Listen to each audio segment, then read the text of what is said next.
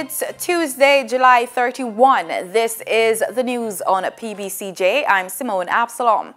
The country is yet to be informed who will be the new Minister of Science and Technology. This after the previous holder of the portfolio, Dr. Andrew Wheatley, resigned on Monday.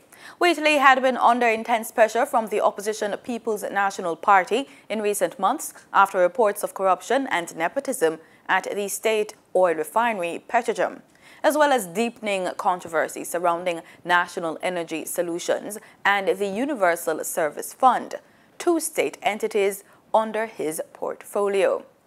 Last week, Carolyn Warren resigned as head of NESOL after it was revealed that she had an undisclosed drug conviction dating back 25 years. The government is pushing ahead with plans to divest the Riverton City landfill, and Prime Minister Andrew Holness is to meet this week with the divestment team.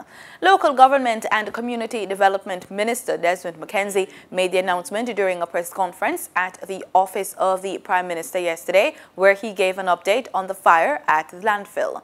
The enterprise team, which was named by Holness in October 2016, was charged with identifying a preferred waste management provider for the landfill. The NSWMA has ordered an immediate investigation surrounding the circumstances on which it appears arsonists lit two fires at the landfill off Spanish Town Road in less than 12 hours. Minister of Health Dr. Christopher Tufton says Jamaicans can expect a new health information system before the end of the financial year, where data is collected and shared about patients on one platform that connects hospitals and health centers across the island.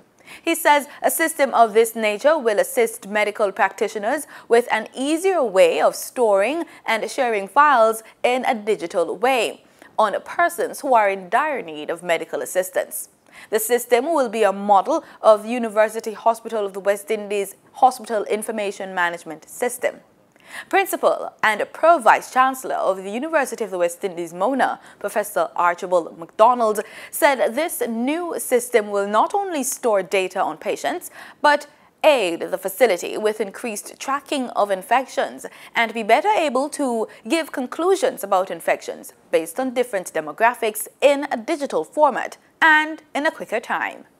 The Jamaica Urban Transit Company, JUTC, will provide park and ride services for patrons attending this year's Denby Agricultural, Industrial and Food Show, scheduled to take place from August 4 to August 6 in Maypen, Clarendon.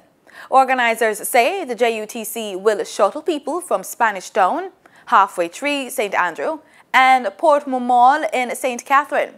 Patrons may purchase tickets at a cost of $1,400 for adults and $1,200 for children at the JUTC office, Shop 126B, Greater Portmore Shopping Centre, Spanish Town Transport Centre on Burke Road, the Halfway Tree Transport Centre, and the JUTC Downtown Hub, 9 East Parade. Tickets will cover the return trip each day. In regional news, Antigua and Barbuda and the European Union have signed an agreement for $5 million to support the reconstruction of houses in Barbuda after Hurricane Irma last year. The support was allocated from the emergency reserves of the European Development Fund. The program will be implemented by the United Nations Development Program and aims to rebuild 150 houses in Barbuda to higher resilience standards. Antigua and Barbuda and the EU have partnered to reduce the vulnerability of the country to climate change and national or natural disasters in particular. The partnership also seeks to improve the country's fiscal and macroeconomic resilience through direct support to the public finance management system.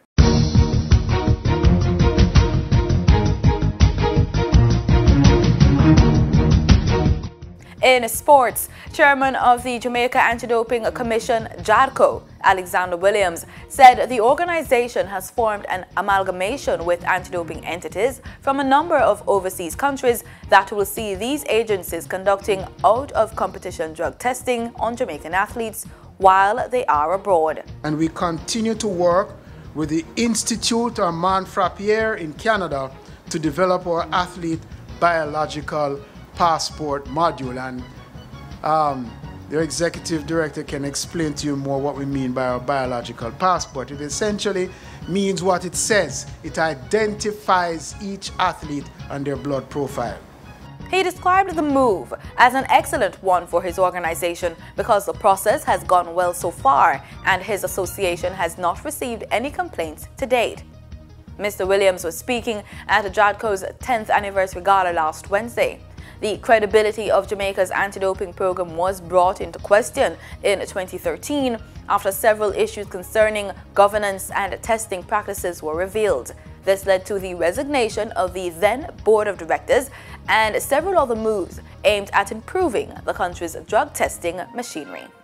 And that's the news. Thanks so much for making it PBCJ. Remember, we are the People's Station.